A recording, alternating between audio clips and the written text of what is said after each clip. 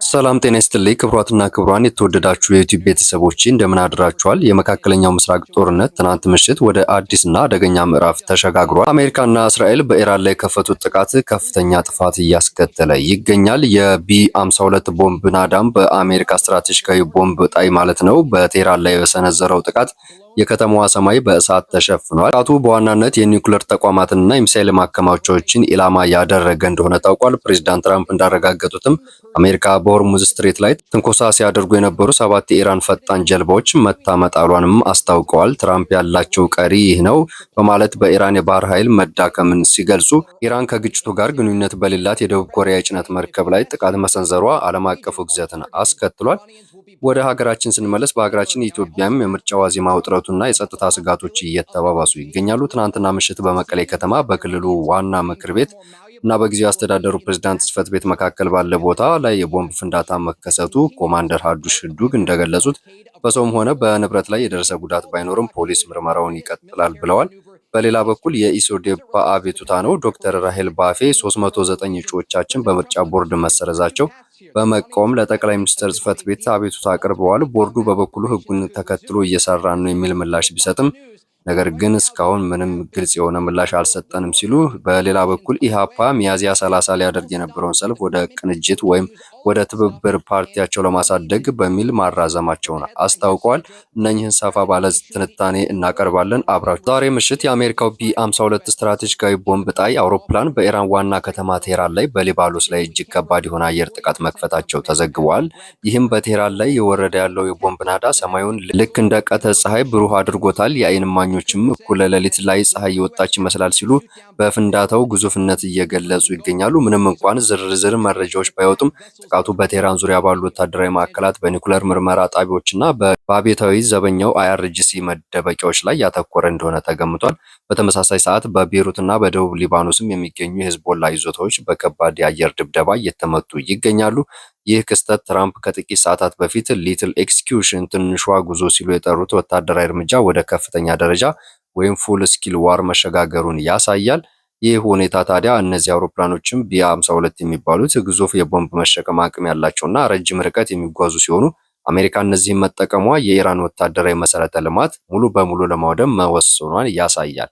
የኢራን ዋና ከተማ መመታቷም የሀገሪቱ የንግድ ፋይናንስ ማዕከል ሽባ ያደርገዋል። ይህም በዓለም አቀፍ ደረጃ ያለውን ገበያ ሱናሚ የመሰለ የዋጋ መናር ሊያስከትል ይችላል። ኢራን እብደት ውስጥ ነው መባሉ ኢራን ያላትን የመጨረሻ የሚሳኤል አቅም ተጠቅማ በእስራኤልና በአካባቢው ባሉ የአሜሪካ የጦር ሰፈሮች ላይ አውዳሚ ምላሽ ልትሰጥ እንደምትችል ሲጠቆም፣ ይህ መረጃ በአሁኑ ሰዓት የማህበራዊ ሚዲያ ላይ ከፍተኛ ሁኔታ እየተሰራጨ ያለ ቢሆንም የጥቃቱ ሙሉ ዝርዝር የጉዳቱ መጠንም በገለልተኛ ወገን እስኪረጋገጥ ድረስ ምንም አይነት የተጣራ ግልጽ የሆነ የጉዳት መረጃ እየወጣ አይደለም። ወደ ሀገር ውስጥ ዝርዝር መረጃችን ስናልፍ በትግራይ ክልል መቀሌ ከተማ ትናንትና ምሽት 2 ሰዓት ገደማ አካባቢ የቦምብ ፍንዳታ መከሰቱም የከተማይቱ ፖሊስ ለኢትዮጵያ ኢንሳይደር ገልጸዋል። ፍንዳታው የደረሰው በትግራይ ክልል ምክር ቤትና በበኩሉ በጊዜያዊ አስተዳደር ፕሬዝዳንት ጽህፈት ቤት መካከል ባለ ቦታ ላይ እንደሆነ የከተማይቱ ፖሊስ አስታውቀዋል።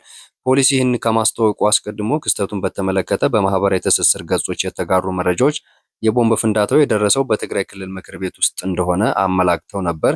ይህን በተመለከተ ከኢትዮጵያ ኢንሳይደር ጥያቄ የቀረበላቸው የመቀሌ ከተማ ፖሊስ አዛዥ ኮማንደር ሀዱሽ ህዱግ መረጃውን አስተባብለዋል። የቦምብ ፍንዳታውም የደረሰው የክልሉ ምክር ቤትና ጊዜያዊ አስተዳደሩ ፕሬዝዳንት ጽህፈት ቤት ቤቱን ከሚለየው አስፋልት 500 ሜትር ርቆ ካለ ቦታ እንደሆነም ኮማንደር ሀዱሽ ለኢትዮጵያ ኢንሳይደር ሲናገሩ፣ በፍንዳታው በሰውም ሆነ በንብረት ላይ የደረሰ ጉዳት እንደሌለ የገለጹት ኮማንደሩ የከተማው ፖሊስ ድርጊቱን ማን እንደፈጸመው በማጣራት ላይ መሆኑን አስረድተዋል። የምሽቱ የቦምብ ፍንዳታም የደረሰው በ2012 ዓ.ም በተካሄደው አወዛጋቢ ምርጫ የተቋቋመው የትግራይ ክልል ምክር ቤት በነገው ዕለት አስቸኳይ ስብሰባ ሊያካሄድ እንደሆነ በማህበራዊ ትስስር ገጻቸው መረጃዎቹን ሲዘዋውሩ መዋሉን ተከትሎ የክልሉ ምክር ቤት ስብሰባው ዛሬ ማለት ነው ማክሰኞ እንደሚካሄድ ቢነገርም ኢትዮጵያ ኢንሳይደር ያነጋገራቸው ቀድሞ የህወሓት አሁንም ደግሞ የስምረት ፓርቲ አባል የሆኑት የምክር ቤት አባላት ግን ምንም አይነት ጥሪ እንዳልደረሳቸው ገልጸዋል። እነዚህ የክልሉ ምክር ቤት ተመራጮች ይህን ቢሉም የህወሓት ቃል አቀባይ የሆኑት አቶ ሚካኤል ትናንት ምሽት በፌስቡክ ገጻቸው ላይ ባሰፈሩት መልእክት የትግራይ ክልል የቀድሞ ምክር ቤት ስብሰባ በነገው ዕለት ማለትም በዛሬ ማክሰኞ እንደሚካሄድ ማረጋገጫ ሰጥተዋል። አቶ ሚካኤል በዚሁ መልእክታቸው በክልሉ ምክር ቤት ጽሕፈት ቤት የጸጥታ ችግር ወይም ፍንዳታ እንዳይደርስ የሚያሰውሩትን የትግራይ ጠላቶች ናቸው ሲሉ ወንጅለዋል። የመቀሌ ፖሊስ አዛዥ የትናንት ምሽቱ የቦምብ ፍንዳታም ታቅዶ የተፈጸመ ነው በሚል ጥርጣሬ ይኖራቸዋል። እንዲሁም ከኢትዮጵያ ኢንሳይደር ለቀረበላቸው ጥያቄም እንደዚህ ብለን አላሰብንም፣ አጋጣሚ ሊሆን ይችላል፣ ታስቦም ሊሆን ይችላል የሚለው በማጣራት ላይ ሲሉ ምላሽ ሰጥተዋል። የፖሊስ አዛዡ ከፍንዳታው ጋር በተያያዘ ይህ ዘገባ እስከተጠናከረበት ድረስ የተያዘ ተጠርጣሪም እንደሌለ ተናግረዋል። ወደ ሌላኛው ዝርዝር መረጃችን ስናልፍ የኢትዮጵያ ብሔራዊ ምርጫ ቦርድ ለኢትዮጵያ ሶሻል ዲሞክራቲክ ፓርቲ ወይም ሶዴፓ በጻፈው ደብዳቤ ፓርቲው ለሰባተኛው ጠቅላይ ሀገራዊ ምርጫ ያቀረባቸው እጩዎች ከውድድር ውጭ መደረጋቸውን ማስታውቋል። ቦርዱ ይህን ውሳኔ ያስተላለፈው በፓርቲው ምክትል ሊቀመንበር ዶክተር ራሄል ባፌ አማካኝነት የተመዘገቡ እጩዎች በነ አቶ ጫሞ ቦቄ በቀረበ ተቃውሞ ሳቢያ ነው። ቦርዱ በዶክተር ራሄል አማካኝነት በዲጂታል ሲስተም ተመዝግበው ይፋ የተደረጉት እጩዎች በነጫሞ ቦቄ ተቃውሞ ቀርቦበት ወደ ፍርድ ቤት ክርክር እንዲያመራ ማድረጉን ገልጸው ፍርድ ቤቱም እጩዎቹን የቀረቡለት አግባብ የፓርቲውን መተዳደሪያ ደንብ ተከትሎ አይደለም የሚል ውሳኔ በማስተላለፍ ምርጫ ቦርዱ ሁለቱን ወገኖች ሊያሸማግል ያደረገው ሙከራ ስላልተሳካ አስቀድሞ ይፋ የተደረጉ እጩዎችን መሰረዛቸው ወደ ህትመት አለመግባታቸውም አሳውቋል። ውሳኔ ተከትሎ ኢትዮጵያ ኢንሳይደር ያነጋገራቸው የኢሶዴፓ ምክትል ሊቀመንበር ዶክተር ራሄል ባፌ በአመራሮች መካከል በተፈጠረ አለመግባባት የእጩዎችን መብት ማገድ ተገቢ አይደለም፣ ህገ መንግስታዊ ጥበቃ የተደረገለትን የመመረጥ መብት ብሔራዊ ምርጫ ቦርድ ተጋፍቷል በማለት ቅሬታቸውን ገልጸዋል።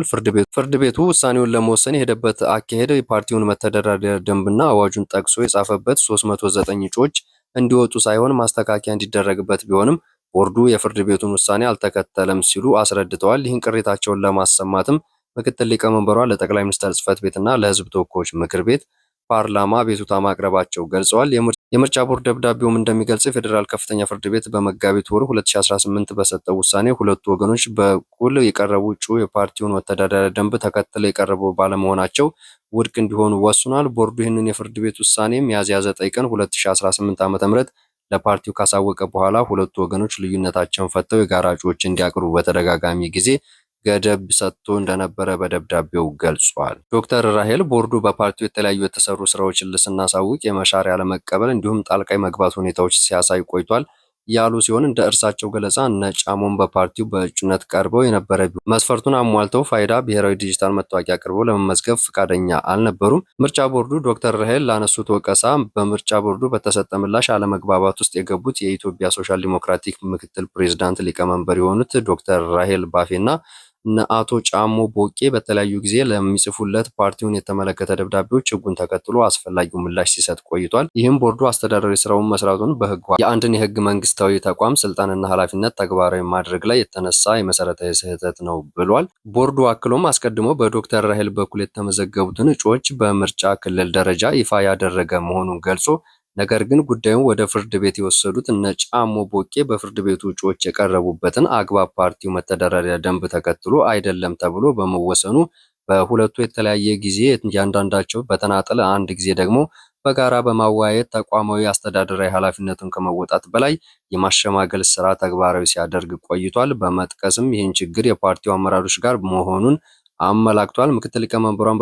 ምክትል ሊቀመንበሯን በበኩላቸው ችግሩ ቦርዱም ያውቃል ያሉ ሲሆን ሚያዝያ 1 ቀን 2018 ዓ.ም በቦርዱ ጽሕፈት ቤት በመገኘት ምዝገባውን ፍርድ ቤቱ በወሰነውና አግባብ ለማከናወን ሽማግሌ ይዘን እንድንቀርብ የተደረገ ቢሆንም እነ ጫሞ ቦቄ ሳይመጡ ቀርተው በማለት የምርጫው ቦርዱ ሚና ጠቅሰው ይህንንና በአመራሮች መካከል በተፈጠረ አለመግባባት የእጩዎችን መብት ማገድ ተገቢ አይደለም፣ ህገ መንግስታዊ ጥበቃም የተደረገለት የመመረጥ መብት ብሔራዊ ምርጫ ቦርድ ተጋፍቷል ብለዋል።